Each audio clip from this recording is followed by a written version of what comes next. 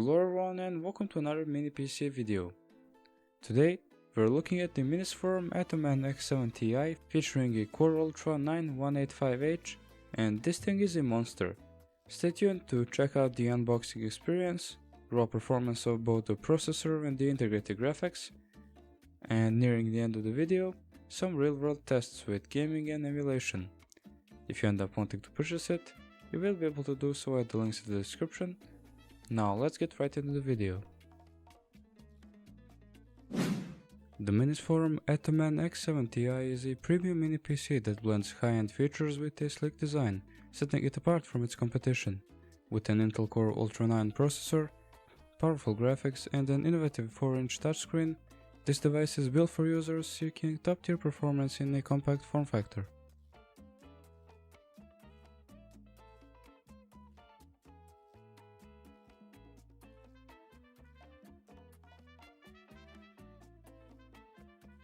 Right out of the box, the AtomMan X7 Ti stands out with its premium aluminum build.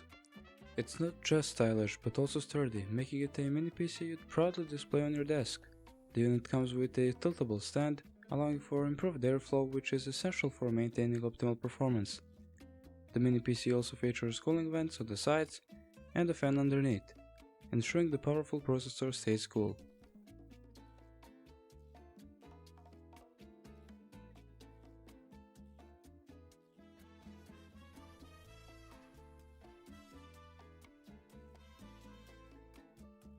At its core, the AtomMan X7 Ti is powered by the Intel Core Ultra 9 185H processor, which boasts 16 cores and 22 threads with a turbo boost up to 5.1 GHz. This makes it an excellent choice for users who demand speed, whether for multitasking, video editing, or running intensive software.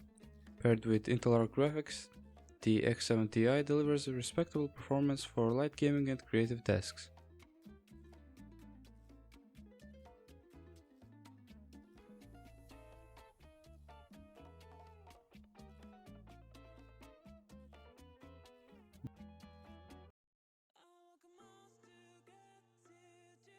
This mini PC also supports up to 96GB of DDR5 RAM and up to 4TB of NVMe storage, ensuring that you'll never be short of memory or storage space. It's a beast in a compact package, allowing you to tackle everything from 4K editing to multi-monitor setups. One of the standout features of the AtomMan X7 Ti is its 4-inch touchscreen, which acts as a system dashboard.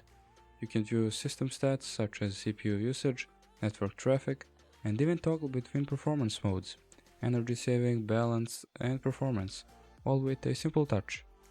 Although currently limited in features, the potential for future updates could make this mini display even more practical.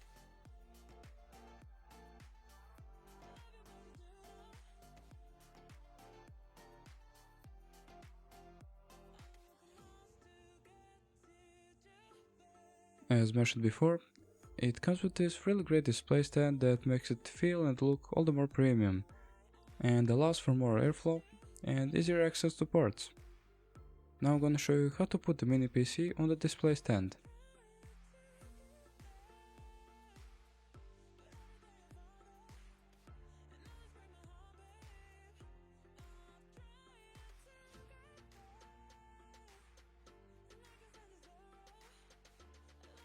On the connectivity front, the X7 Ti is loaded. It supports Wi-Fi 7, Bluetooth 5.4, dual 2.5 gigabit Ethernet LAN ports, ensuring you have multiple high-speed options for networking and peripherals. There's even an Oculink port which allows users to connect an external GPU for additional graphics power.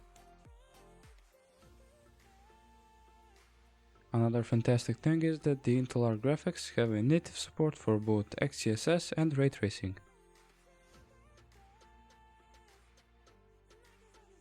This mini PC also features a camera switch that you can flick on when you're not using it, to protect it from getting scratched or to make sure that no one is spying on you. And yeah, it also comes with a front-facing camera.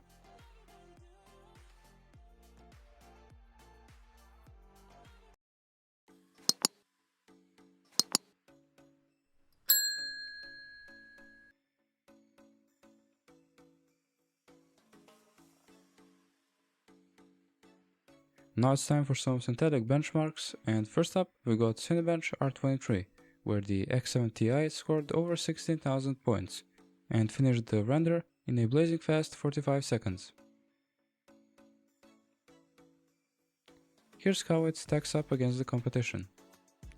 Yeah, it absolutely crushes every machine we've tested so far, and it stays that way throughout the rest of the benchmarks.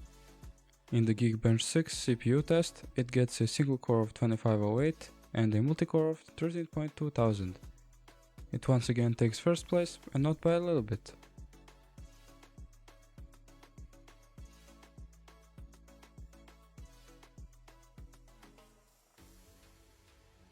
The Geekbench 6 GPU test reaches a whopping 37,000 points for OpenCL and a bit less at 35,000 for Vulkan. As you can see, it once again leaves the rest of the pack in the dust. When it comes to productivity, this mini PC is killing it.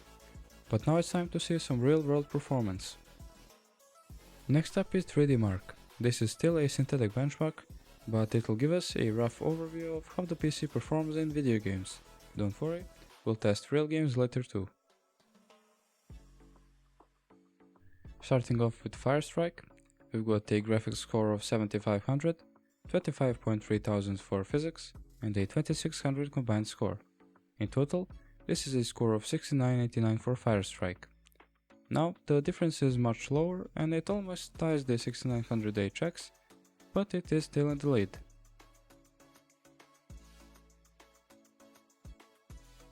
TimeSpy gets a GPU score of 3218, a CPU score of 10300, the total score of 3589. Still in the first place, but the gap widens this time. In the night raid, we get a total score of just over 24,000, which consists of 27,500 for GPU and 13,900 for CPU. And this time it lost by quite a bit to the Bilink SER6, but it still did really well.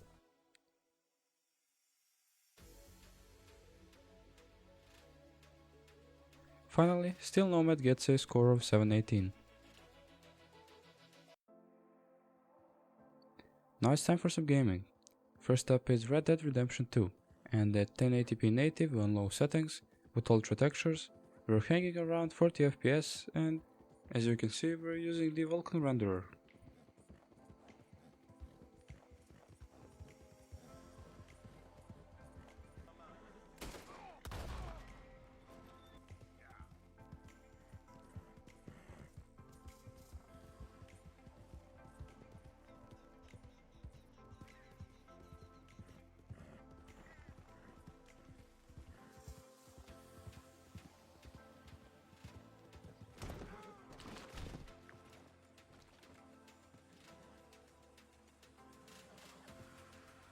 Setting FSR to performance almost gets us to 60 FPS, hanging around the mid to low 50s, and if you ask me, this is the way to play.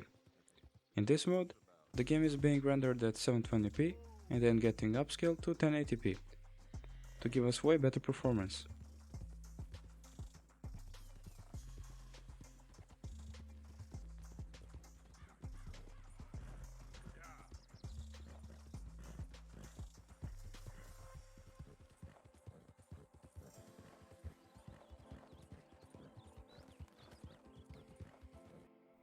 Next up is 720p native, and that gives us the final push needed for that sweet 60 FPS, although it isn't always reaching it.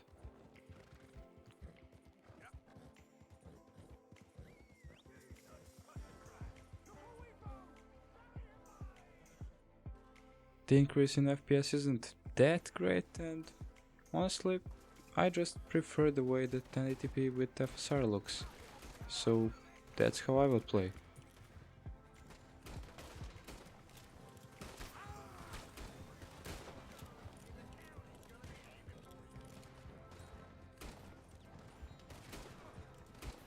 And finally, 720p with FSR quality is basically a locked 60 FPS experience, but it does come at a big fidelity cost.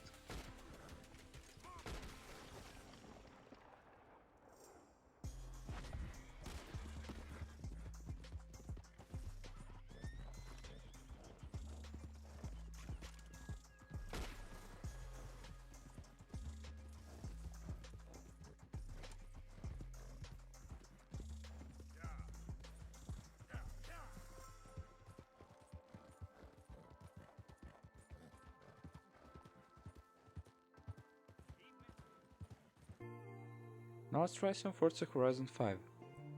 1080p low with MSAA set to 2x is a locked 60 FPS experience. The game runs flawlessly and I could play like this all day.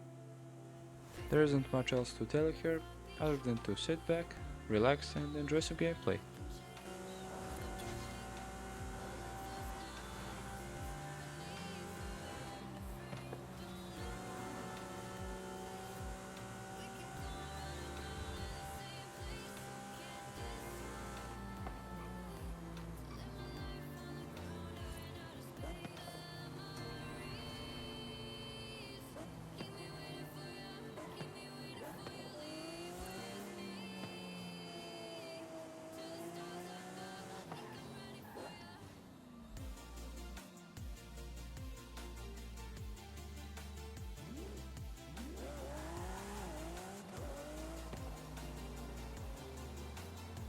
Going up to high drops us down to about 50, and it's still absolutely playable with some amazing visuals.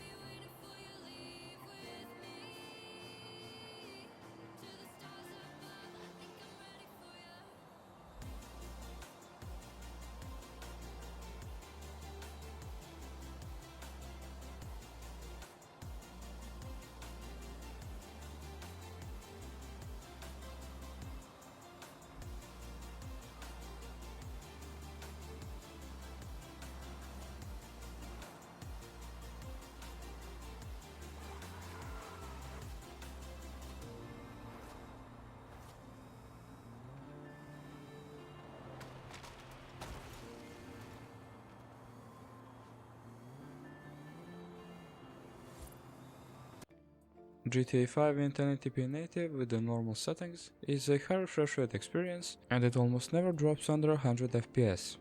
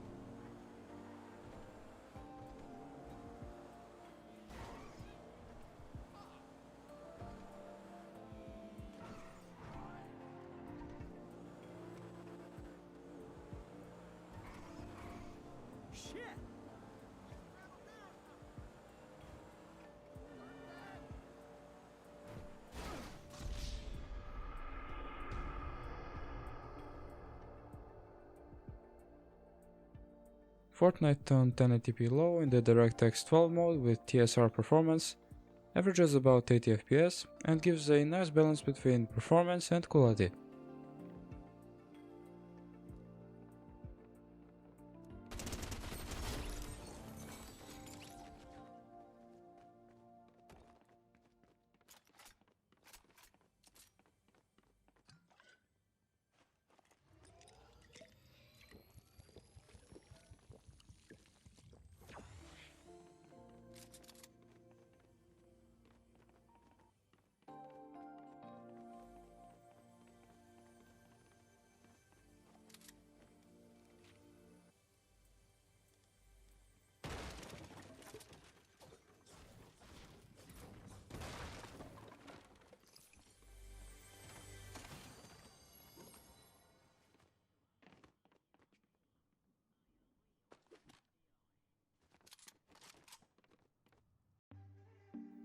Finally, we've got some emulation, starting off with DS, which is running at full speed at 10x resolution.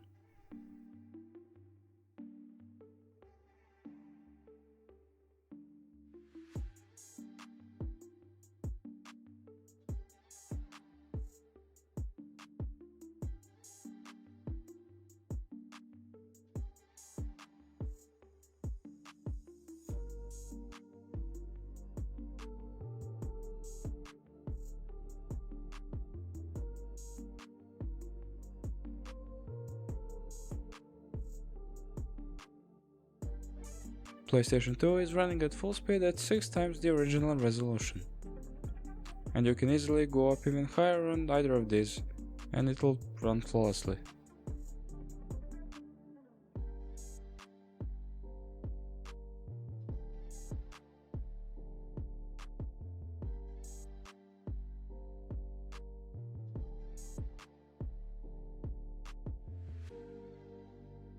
We're skipping over some less demanding emulators and going straight up to VU, where we're getting almost full speed at 1080p, which is about 1.5 times the resolution.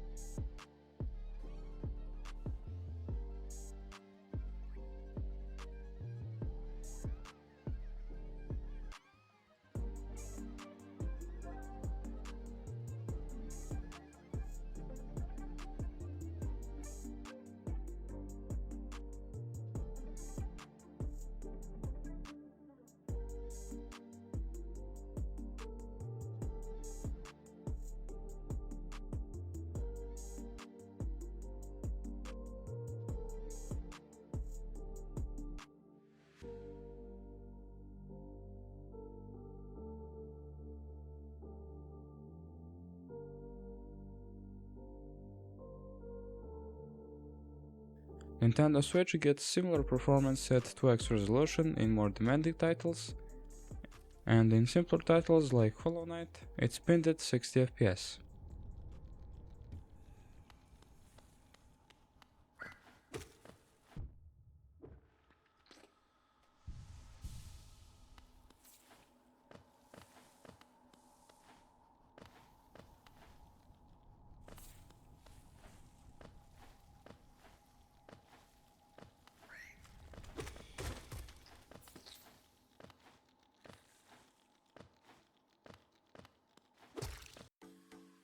Finally, we've got some PS3 emulation, and this is the real test. It reaches almost full speed at 75% of the original resolution with Fidelity FX. It stays in the mid 50s most of the time and is incredibly playable, but do keep in mind that some text can get a little blurry.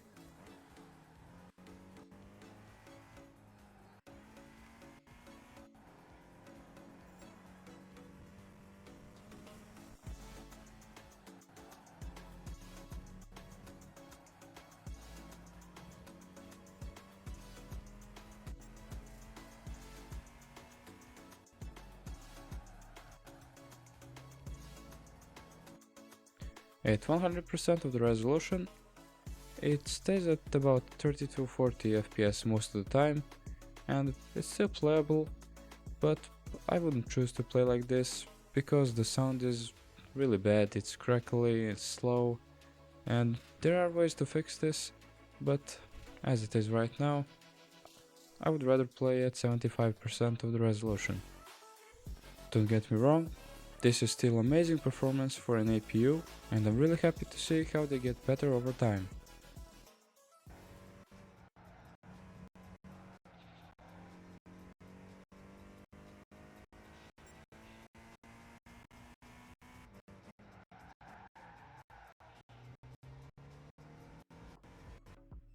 Quick disclaimer that we do not condone piracy, and all of the games that you've seen have been purchased by us and dumped by us.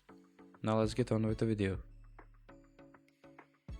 Well, that about does it for this review. The Minisforum AtomMan X7 Ti really impressed me, and it promises a bright future for these tiny computers. As mentioned at the start of the video, you can find it at the links in the description. I hope you all enjoyed this video, and if you did, leave a like, subscribe and hit that bell icon to get notifications about our upcoming videos. I'll see you later, and bye!